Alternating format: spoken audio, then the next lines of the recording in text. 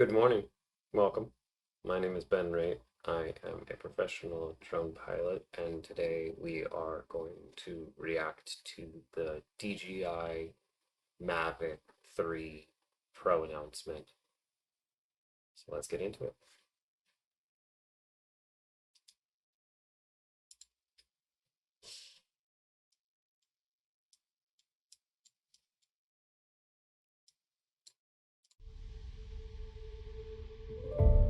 With its mix of flagship imaging and exceptional portability, the DJI Mavic series has never stopped empowering creators.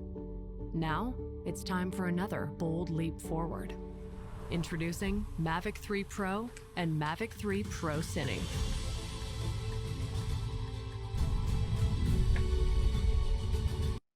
All right, one of the first things I want to comment on is it's so nice to see them continuing the Cine line and giving professional filmmakers the options that the Cine models come with. So with the Mavic 3 Cine, we got the option of ProRes, we had a SSD option, and it made the workflows a little bit easier. Now, unfortunately, the implementation of the SSD and how ProRes would be transferred is something that I'm interested to see how they address in this model. But for the most part, it's always nice to have those extra options. It's always nice to have that latitude when you need it and the extra bit depth. So that's very, very helpful. And I'm really glad to see a Cine option with this release. So let's see how they expand on that.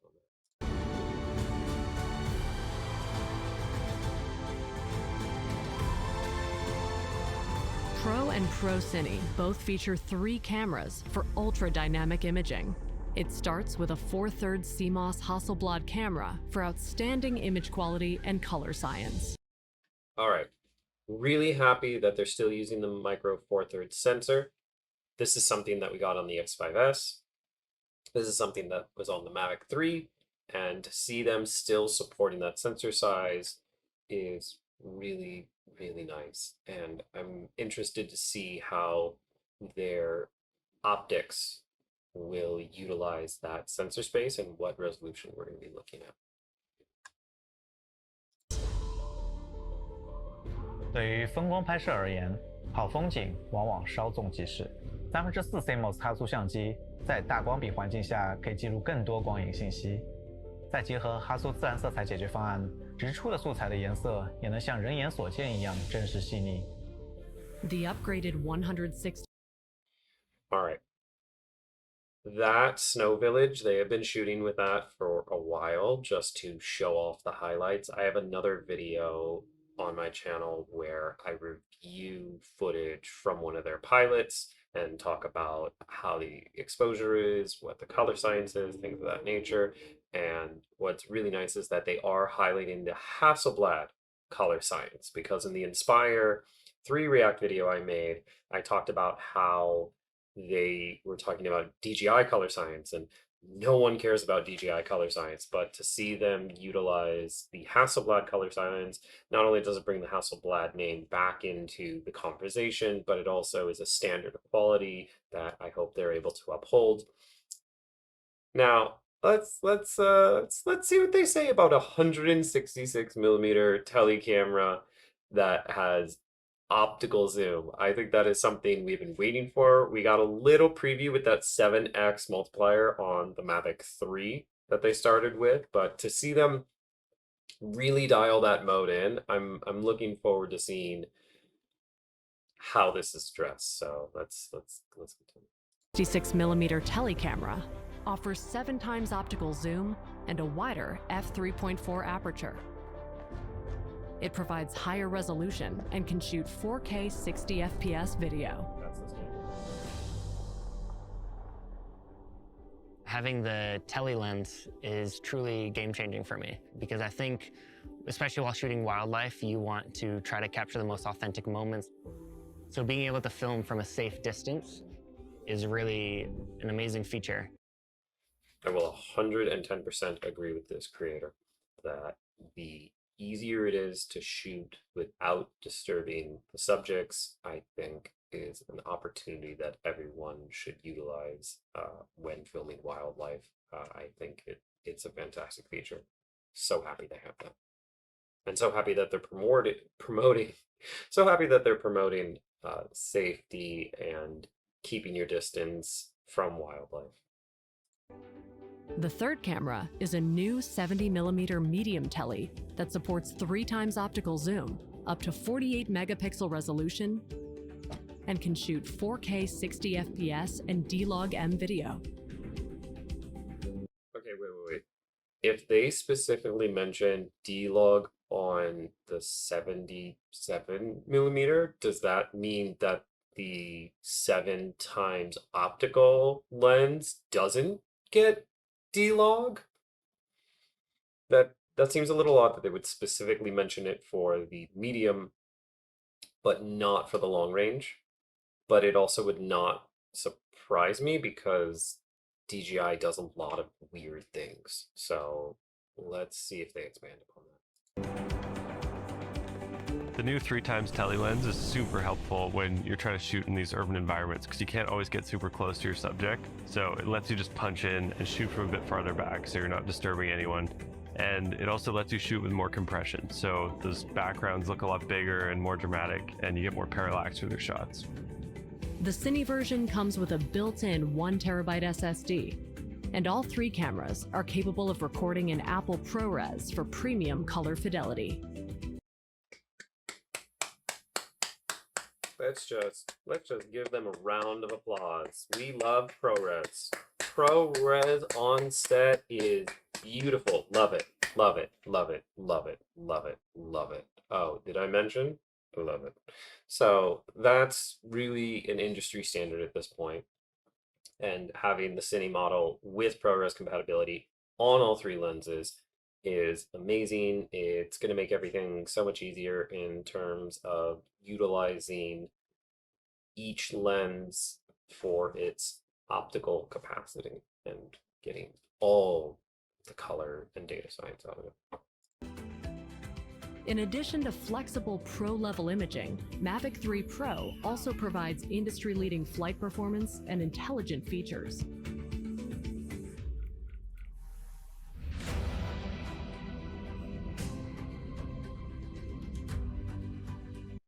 Okay, 43 minutes, nothing to shake a stick at. That is beautiful to see them keep up with the increased flight times that they've been supporting on their previous platforms. The fact that you can have a Mini 3 get outrageous flight times. We're talking anything north of 24 minutes is really nice. The Inspire 2, you're pushing 28 minutes on a full set.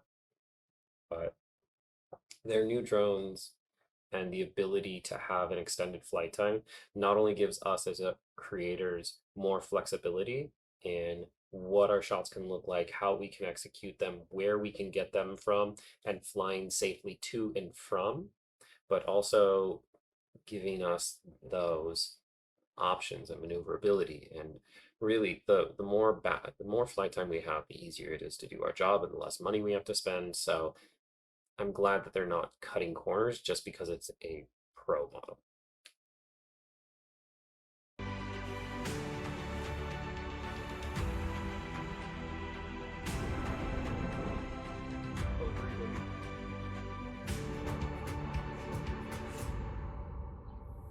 Authentic imaging has the power to convey emotion, to inspire, and to freeze moments in time. Mavic 3 Pro delivers endless ways to ignite the sparks of creativity. So having 3 lenses built into the DJI Mavic 3 Pro allows me to get different angles and different shots that I didn't really think were possible before. From the image quality. Okay, I just want to take a step back. I want to go back to this. Okay, so here we go. 24 millimeter, 70 millimeter, 166 millimeter. These are the 3 focal lengths that this system has. I think that's a really good combination. It's one of those things where allowing us more tools for the work that we do makes our job easier. So For example, I was on a show the other day where I only had a 24 millimeter. And I think if I was flying with something where I could just say, hey, what about the 70 millimeter? What about the 166? Giving us those options makes it so much easier to make those creative choices when we're filming. And I like how they've balanced the creativity with the battery flight times and really just made it ideal for someone who wants those choices but still wants it in this form factor. Let's see what else they said. From the image quality to the insane variety of shots that you can get, this drone really is a dream for visual storytellers. 有了 Mavic 3 Pro， 我可以灵活使用3个焦段，尝试不同的构图，极大的提升了风光摄影的创作效率。With its innovative triple camera system, Mavic 3 Pro ushers in a new era of imaging and storytelling possibilities, allowing you to keep inspiration in focus.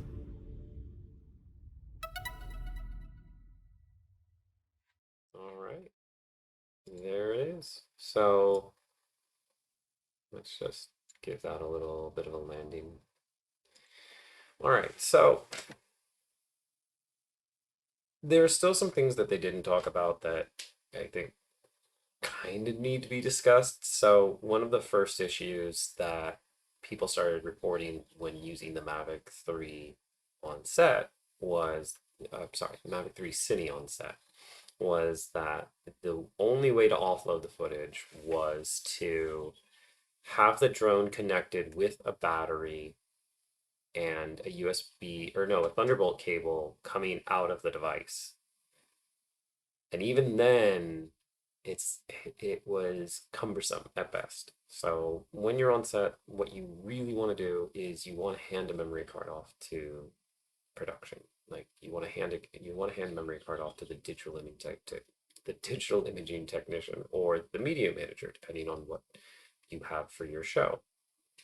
And that is the best case scenario. You hand them a memory card, they have a card reader for it. With the Inspire 2, because it was a proprietary media, I had to hand them the memory card and the proprietary reader.